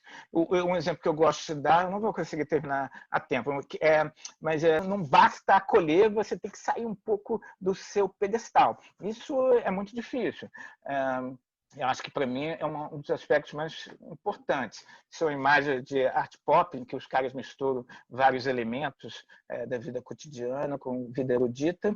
Mas um exemplo que eu gosto dessa não mudança de abordagem é a série de livros de filosofia pop do William Irwin, americano. Já devem ter visto Filosofia e os Simpsons. Tem sobre quase tudo. Filosofia e Vingadores. Tem quase tudo. Filosofia e Dark, e por aí vai. E ele fez um sobre filosofia metálica, é uma compilação de vários autores. Por ser compilação é meio ruim, porque tem 2 ou 3 bons, uns 10 que são bem ruins entre os artigos. Mas eu fiquei muito decepcionado com o livro, porque, embora metálica, vamos dizer que é um conteúdo não visto como sério para a filosofia, a gente estuda Kant, Hegel, no máximo a gente vai ler uma tragédia grega ou vai ler um romance de Dostoiévski, mais metálica. Então já tem uma coisa meio pop de você acolher isso. Mas se não mudar a abordagem, não adianta. O livro ele é inteiro sobre o sentido das letras do Metallica. Ou seja, pega uma letra e fala assim, parece Nietzsche. Pega outra letra assim, parece Kierkegaard. Pega uma outra, parece Descartes. E o heavy metal e o metal é um filme muito mais amplo do que só letra de música. E letra de música é muito mais do que sentido, no sentido de tese, de discutir uma ideia. Tem todo um bando de questões que os caras não trabalharam. Ninguém discutiu a estética da cor preta, ninguém discutiu o machismo no heavy metal, ninguém discutiu a inversão dos valores cristãos no heavy metal, que é tudo invertido, cruz de cabeça para baixo, é todos os valores que ensinam que você inverte. Todas as questões do corpo, a questão do grito, por que alguém grita, que é um tema que no heavy metal ninguém trabalhou. Então foi um modo tradicional para falar de uma coisa que não é tradicional. Isso, para mim, não é suficiente. É o que eu estava falando antes, dessa pedagogia que separa as coisas. Você só foca no que está sendo dito e não no modo como está sendo dito. Então, o modo como o heavy metal se expressa, corpo, a estética, o modo como se dança, isso é super relevante para a filosofia. Com isso, a gente tem que aprender. Não pode ficar olhando só como se fosse texto. Texto que quer dizer algo. Então, tratamos... Como tem uma galera na Unirio que chama cinema de texto fílmico. Pô, filme não é texto, galera. Filme é uma experiência. Nem é uma coisa só para ver, é para ouvir também. E é uma coisa que eu sinto falta, mas da gente ir, experimentar, ficar no escuro, aquela coisa toda. Não é um texto para a gente ler. Então, você acaba reduzindo tudo a um determinado modelo e fica homogêneo. Isso eu acho problemático e perigoso. Então, a filosofia pop quer se expandir, mas tem que tomar muito cuidado com o modo como a gente faz isso. Então, vamos falar de Kant e Paulinho da Viola, mas não é para pegar a letra do Paulinho da Viola, parece Kant. Além de ser eruditista, é colonialista. Você chegar e dizer Machado de Assis é o nosso Dostoiévski. Pô, Dostoiévski, que talvez seja o Machado de Assis que os europeus tiveram direito, tem que reverter esses modos de apresentar. Clarice Lispector parece com Kafka. Não, Clarice Lispector é uma coisa completamente diferente. O Kafka que parece com a Clarice Lispector. Talvez. Então, mas se você ficar falando que parece com Kafka, você fica como representante da cultura acadêmica europeia erudita, e você incorpora, olha que maneiro, eu estou fazendo literatura brasileira aqui para a aula, mas você continua fazendo divisão de superioridade. Uma Clarice Lispector vale 3 Kafkas, ou o contrário, não sei. Tem que repensar isso aí, é o que eu estou querendo apontar. Então, chegamos na parte que é mais importante que essa aqui, mas não vai dar tempo. Então, eu vou fazer pausa e a gente continua a partir desse ponto na próxima. Deixa eu falar aqui. Temos uns 5 minutos se vocês falarem, protestarem. Então, William Irwin, isso aí. Se alguém quiser, funcionou, galera. Hoje a gente teria um pouco mais de tempo, porque teve a apresentação, mas eu acho que a apresentação é legal. Eu gostaria que outras pessoas se apresentassem também. De repente, chega um pouco antes, a partir das 6, e já vai meio se apresentando.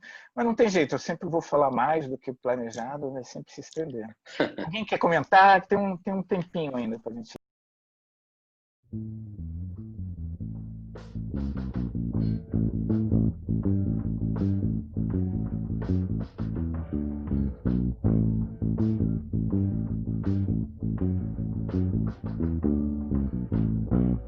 Vamos continuar. Então, a gente vai agora continuar, né, de onde a gente parou. Então, vou fazer só a última parte do que seria a aula passada e espero lá pelas 7h30 a gente começar a aula que é de hoje, que é a aula não, porque isso não é aula, esse bate-papo, esse encontro, que é sobre metafísica do belo e do feio. Então, lá vou eu tentar compartilhar o PowerPoint para essa coisa final, para o que estava faltando. Vamos ver se dá. Pronto. Deixa eu ver esse aqui. Continuo não conseguindo ver o chat. Vamos lá. Isso aqui eu parei porque é o mais difícil, e o mais importante da gente entender. É a proposta da filosofia pop. Repito, isso não é invenção. Em filosofia a gente não inventa nada, a gente remixa tudo. E isso aí que eu estou propondo é uma espécie de remixagem do Derrida, do Nietzsche, do Heidegger, que são, jogam no meu time de futebol, vamos dizer assim. É uma remixagem meio simplificada daquela famosa passagem do Zaratustra, do Camelo do Leão da Criança, que vocês já devem ter lido, se não leram, leiam. De qualquer maneira, o que é que a gente está propondo? Uma coisa bem simples, de tão simples que provavelmente está errada, mas que é o seguinte, que na cultura ocidental, isso é importante marcar essa diferença, porque mesmo no Ocidente tem várias culturas, mas na cultura oriental é bem diferente e melhor. Mas na nossa cultura, a ideia é que a gente identifica o que eu chamo de versões, que são essas dualidades, é um esqueminha, dualidades hierárquicas, que são: o bem é melhor do que o mal, e o bem nada tem a ver com o mal, eles são totalmente separados. O verdadeiro é melhor do que o falso, ou do que a mentira, e um não participa do outro. O belo, isso é o tradicional, tá, galera? O belo é melhor e não participa do feio.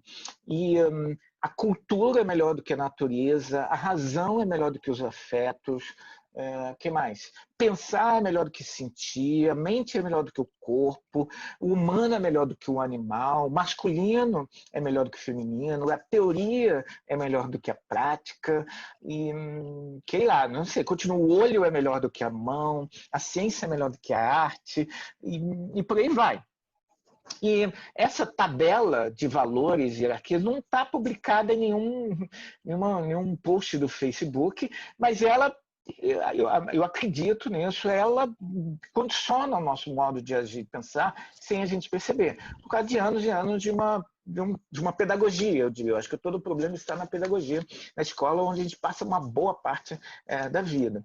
Então, alguma dessas coisas se conectam, que é o tema de hoje, por exemplo, de que uma suposta crença na nossa cultura de que o bem e o belo andam juntos, e ambos não tem nada a ver com o mal e o feio, são melhores.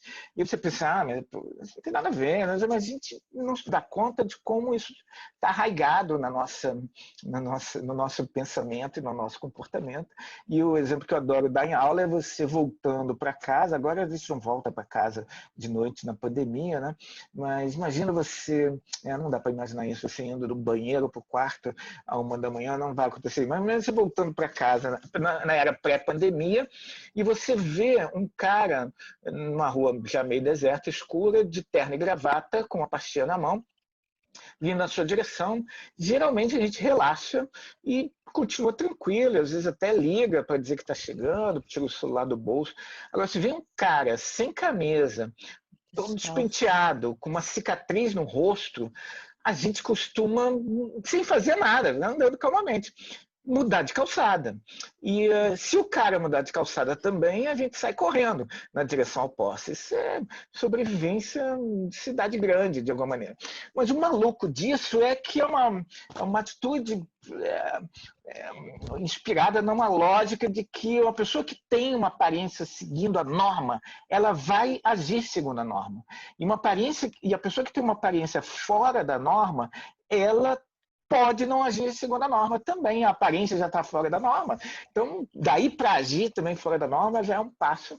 E é algo, é um salto, vamos dizer assim, lógico, que não se justifica tanto assim. Isso é um hábito, um costume, é onde que eu quero chegar. E tem a ver com essa tábua de valores que eu estou chamando de versões, a ponto que eu brinco também que às vezes li relato de assalto a banco em que os assaltantes chegaram todos vestidos de terno e gravata e bem vestidos, e o segurança, que leu Platão, falou assim, não, pô, um cara de terno e gravata não comete um mal, o cara tão bem vestido, a aparência tão correta, ele só vai ter, esse cara é do bem, ele é da beleza, ele é do bem também, deixa o cara entrar e eles assaltam o banco.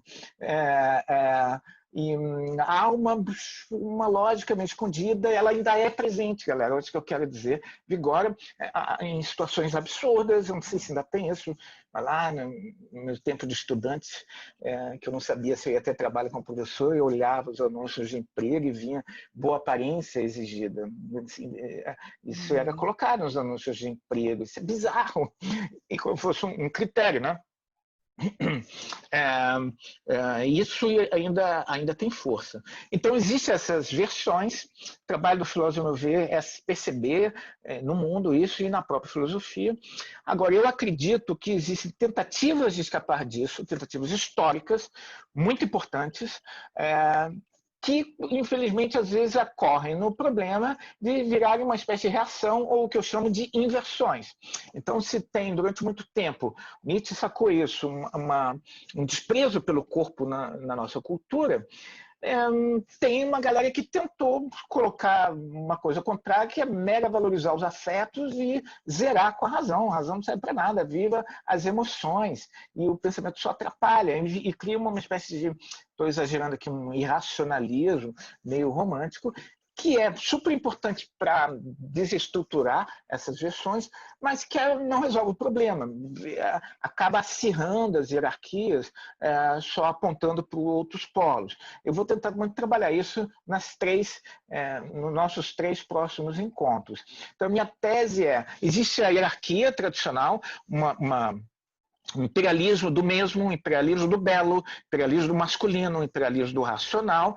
Existem tentativas de escapar disso que muitas vezes são só inversões, então tentam resgatar aquilo que foi desprezado, mas colocam aquilo como a referência principal e acabam podendo criar, ou tentando criar um novo imperialismo, embora tenha o seu papel, eu acho que isso é importante, a inversão, a gente talvez tenha que passar pela inversão, mas o que a gente está querendo, a filosofia pop, é o que a gente chama de transversão, que é um neologismo e que eu não sei o que quer dizer, mas que não quer dizer versão nem inversão.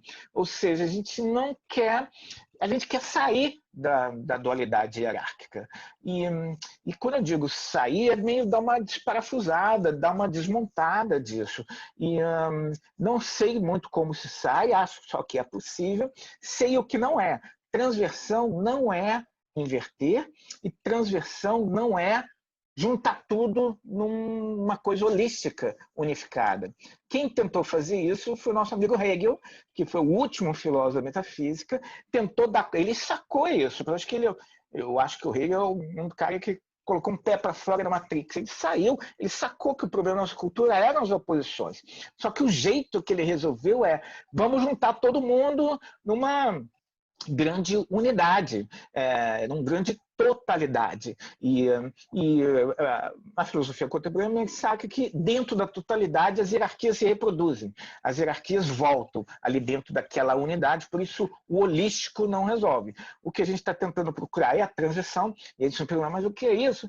E eu não vou saber responder, só vou tentar dar exemplos falando do feio, falando da voz e falando do dia e da noite, porque eu percebo no belo e feio uma versão, percebo tentativas de inversão que são um elogio da feiura, em que o feio vira moda, e tentativas de transverter, em que você não está na hierarquia, não está na inversão, não está no holístico, está em outra coisa. E eu queria mostrar que propostas são essas que eu acho que apontam um caminho para a transversão. O que eu queria sugerir que tem a ver com a transversão é meio uma lógica do paradoxo. que é a ideia que é diferente da ideia do todo. A lógica do paradoxo é você sustentar uma certa tensão que se mostra indecidível e é tenso. O exemplo que eu gosto de dar em aula, vocês podem fazer em casa, se tiverem vontade, é um exemplo do Merleau-Ponty de colocar uma mão na outra, que é o famoso quiasma que ele diz.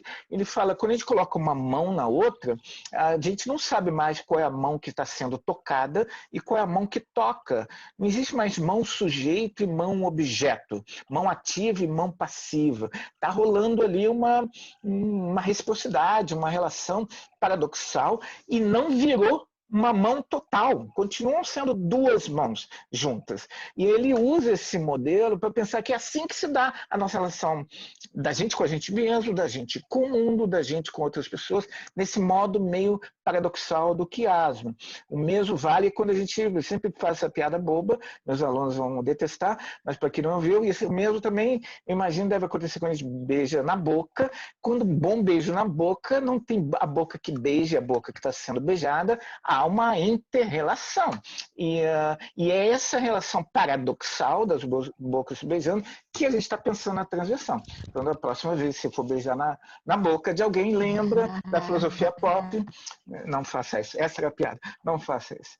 Vai atrapalhar. Mas, enfim, eu estou querendo dizer que tem exemplos concretos cotidianos do que não é uma coisa tão abstrata assim do que eu estou tentando propor como transversão. Então, resumindo, a filosofia pop identifica, tenta reconhecer as versões e as inversões em diversos aspectos da cultura, na arte, na ciência, na política, e tenta ver sempre que possíveis formas de transverter existem. E não existe receita, tem que inventar, e cada problema exige estratégias diferentes. Isso é o fundamental do projeto da filosofia pop. Repito, eu dei esse nome aí, mas estou tentando resgatar o que o Nietzsche, o que o Heidegger, o que o Derrida, o que o Deleuze fazem, cada um da sua maneira. Estou me juntando a eles. Então, só ver se eu consigo mostrar umas ideias aqui paradoxais. Eu gosto muito dessa imagem da Gestalt, porque a gente costuma falar assim, depende da perspectiva, eu vejo uma coisa, eu vejo outra, e não é verdade, não depende de perspectiva nenhuma.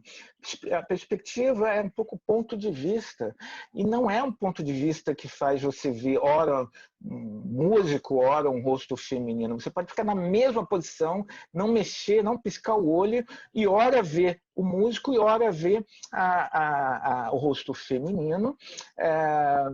Não sei se todo mundo vê, tem gente que só consegue ver ou um ou outro, tem gente que não consegue ver nenhum, mas enfim, o que eu imagino que acontece aí é que é uma mudança de relação sua com a imagem.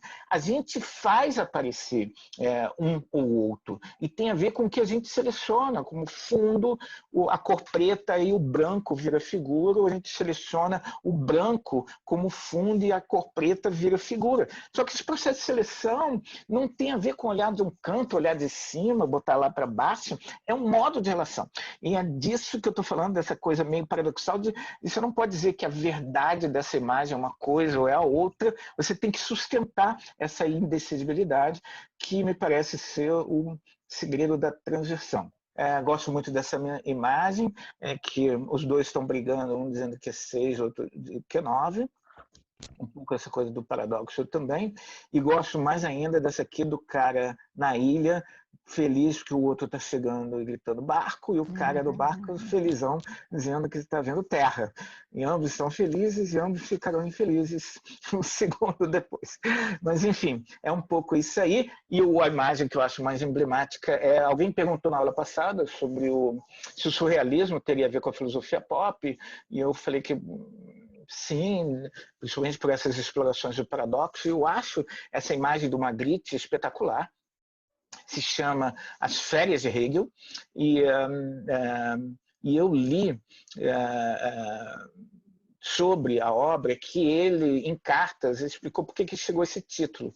Ele tentou brincar com coisas que têm um sentido específico, e se juntando as duas como uma mão na outra, da coisa do quiasmo, ele não contaminaria a função de um objeto para o outro e embaralharia um pouco a identidade desses objetos. Então, ele pensou que o guarda-chuva tem uma função de repelir a água e a taça, que tem a função de reter ou de manter a água, um em cima do outro, um após o outro.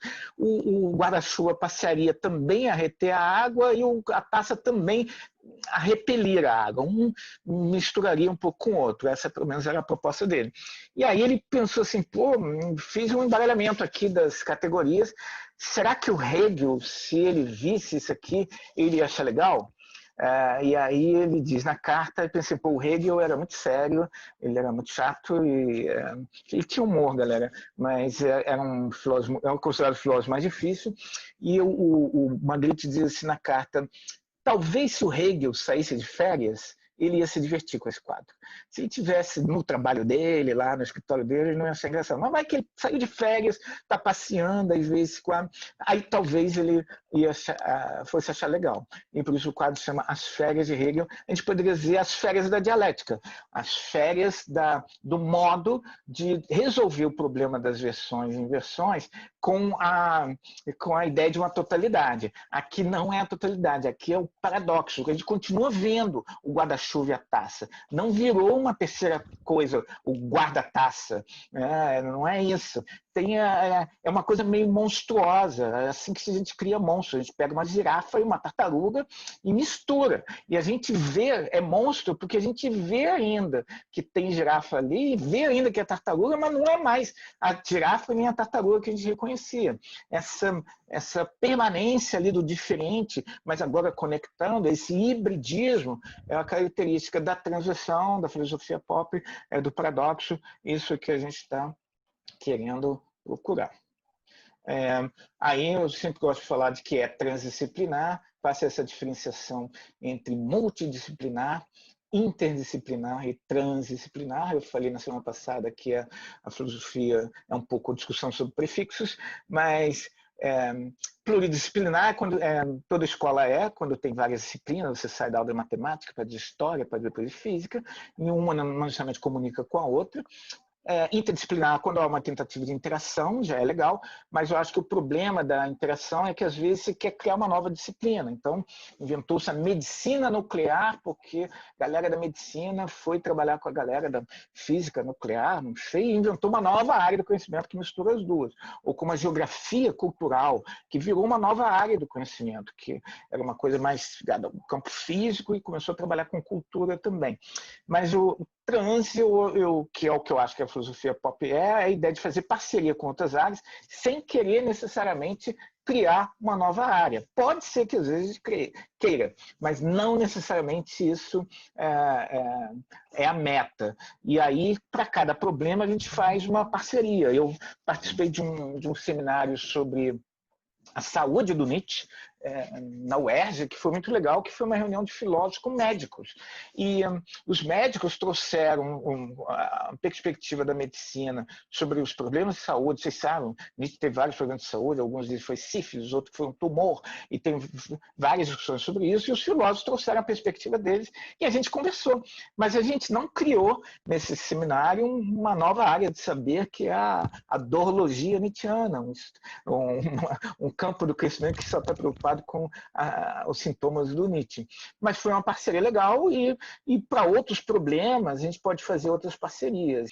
Enfim, para terminar, eu acho que a pop filosofia, eu termino agora a introdução, exatamente 7h30, eu acho que ela é uma filosofia de rua. Comecei falando lá sobre a história da escola, né, de que futebol não se aprende na escola, por isso que o Brasil é bom de bola, e eu acho que a filosofia pop quer voltar para a rua. E Nietzsche falava isso, que os maiores problemas da filosofia estão na rua. Só que se você disser isso para os calouros que estão aí, se você quiser fazer um projeto de iniciação científica, tentar uma bolsa de mestrado, não vai dar, você não vai conseguir, você tem que tentar uma coisa bem tradicional sobre o problema de X em Y, porque a filosofia estabelecida está funcionando segundo essa lógica da história da filosofia. Mas eu costumo brincar, a galera de dança, que eu trabalhei muito com a galera, companhia de dança de rua, de Niterói, do Bruno Beltrão. Recomendo muito que vocês procurem depois na internet para ver, que é um trabalho maravilhoso que eles fazem.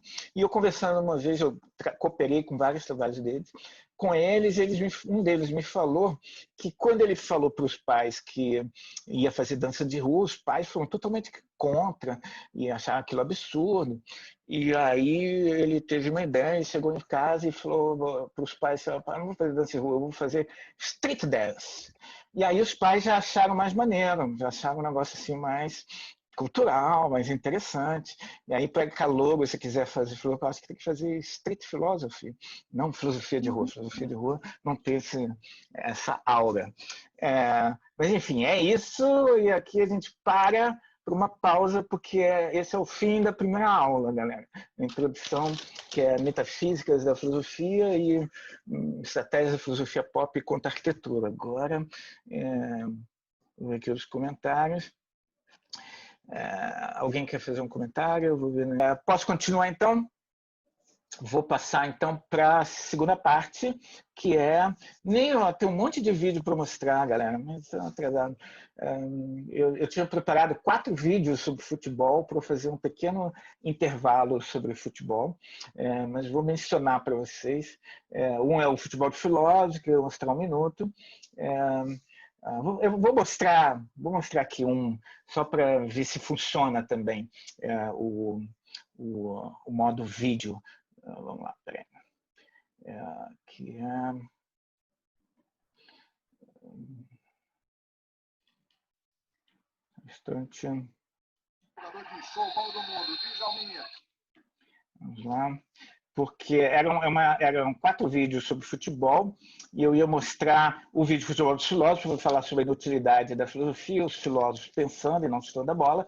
E depois, lembrando da aula passada que eu falei do giro filosófico como um gesto cotidiano que aparentemente não serve para nada, mas que nos ajuda a mudar as perspectivas, e eu acho que é isso que a filosofia faz. Eu encontrei um vídeo de futebol muito legal, que um giro é instrumentalizado para tentar que algo se produza. Eu espero que vocês consigam ver e ouvir. Vamos lá. Show, bola do mundo, Djalminha, no pênalti, paradinha, conseguiu ele perder. Olha lá, vai dar o giro e fica olhando para a bola, ele não olha para o gol. E o Gilberto consegue a defesa. Deu para ver? Todo mundo viu? Que o grande Djalminha tentando fazer um giro, fazer do giro o risco do giro é que a gente pode ficar tonto, pessoal. Isso é um dos efeitos colaterais. E é um efeito colateral de quem se encontra com a filosofia. Sai um pouco essa mudança de perspectiva, dá uma certa vertigem. Um outro vídeo que eu queria mostrar, não vou mostrar todos, mas que eu acho bem legal. Vou mostrar aqui, peraí. Eu ia mostrar um outro vídeo que faz, mas procure no YouTube, uma compilação de erros da seleção de 70, como uma coisa meio simbólica do que é o gesto de desconstrução da filosofia. A seleção de 70, que acabou de ser comemorado 50 anos, né, da vitória do tricampeonato, celebrado como o maior time do Brasil, o grande time do planeta, e que vocês vão ver muitos documentários falando sobre os lances maravilhosos deles, mas existe uma compilação de vídeos na internet só com os erros que eles cometeram. E é incrível, porque quebra totalmente a imagem que a gente tem, é um pouco a história do making off. Você desmistifica. Os caras eram geniais, não tem dúvida sobre isso, mas eles não eram perfeitos. Então, aquele lance que deu super certo, do Pelé fazendo um golaço, eles fizeram 20 vezes e chutaram, isolaram a bola para fora do estádio. E eles chutavam os outros jogadores, quase que alejar os jogadores opostos, não tinham muito fair play. E esse vídeo compilação com essas coisas dá uma quebrada no mito do jogador perfeito. Não é para destruir, mas é para desmontar. Acho isso bem interessante. E o outro que eu acho muito legal, eu vou ver se eu consigo mostrar, que tem a ver com esse meu projeto atual, é uma performance feita por um grupo de performance francês que refez, o nome do filme é Refeito, uma final de Copa do Mundo entre Alemanha e França, eu não sei se lembro se foi 82 ou 86, que foi para os pênaltis e a França perdeu. E o cara dessa companhia francesa, ele ficou traumatizado. Eu imagino que teve algo similar com uma criança, adolescente, ou todos nós, no 7-1.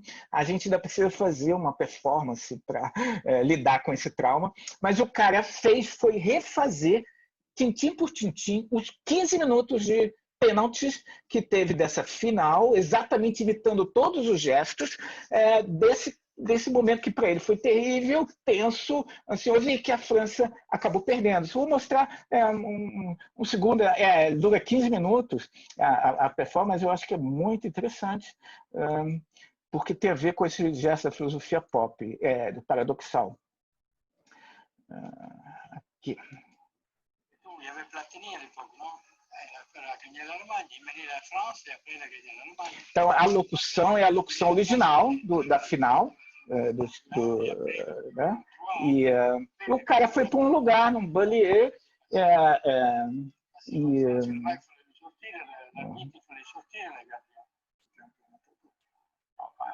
Mais il a fait exprès parce que quand il a sauté avec ça. Non, pas faire mal, non, je ne veux pas.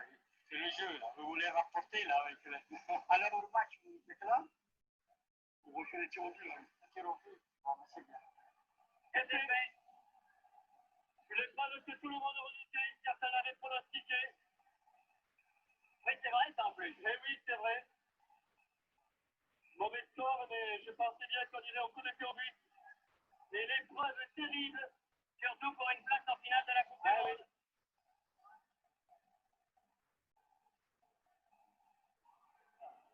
Coup de pied au but. Oui, je me suis trompé sur le score. Jean-Michel Larquet avait prévu le coup de pied au but dans notre émission spéciale Coupe du Monde que Michel Drucker vous présentait tout à l'heure. Vou mostrar só pênalti batido aqui para vocês verem como eles estão decidindo o pênalti. Il faudrait en trouver un autre tireur. Oui, on ferait ça au finish.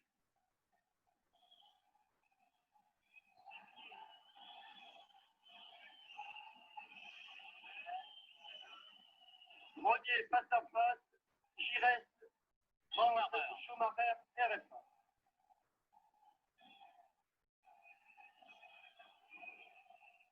Je peux vous dire que ça doit battre autant dans la cage thoracique que du petit bordelais. Alors que l'arbitre fait signe à Schumacher de respecter les règles et de ne pas partir avant le ballon ne soit frappé. Oui, Giresse réussi.